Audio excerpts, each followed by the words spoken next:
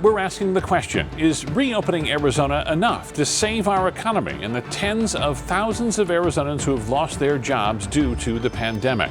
The number of Arizonans receiving unemployment insurance right now still the highest it has been since the pandemic began. Brand new statistics from the Department of Economic Security showing more than 388,000 people receiving state benefits last week. We're also seeing a jump in the number of Arizonans applying for unemployment for the first time. Last week, 16,000 people made their first claims. That number has been around 11,000 or 12,000 for the month before. Tomorrow, the U.S. Senate will vote on their latest proposal for a stimulus bill. Without it, or some action from Governor Ducey, all of those Arizona families may be forced to survive off just $240 a week. Tonight, ABC 15 investigator Courtney Holmes showing us if leaders are any closer to getting unemployment Arizonans the help they need.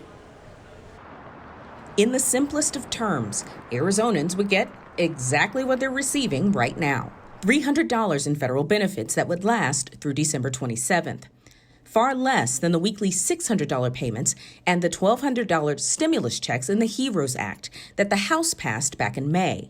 And Dave Wells with the Grand Canyon Institute says it's even less than Republicans were proposing just a couple of months ago. So essentially, the Republicans are moving in the opposite direction. He says Republican Senate leadership is having a hard time getting its caucus on board. A lot of Republicans currently are really concerned about added spending that's not going to be paid for and how that's piling up. So they become much more reluctant about passing additional measures. But Arizona Senator Martha McSally came out in favor of the $300 increase on Tuesday.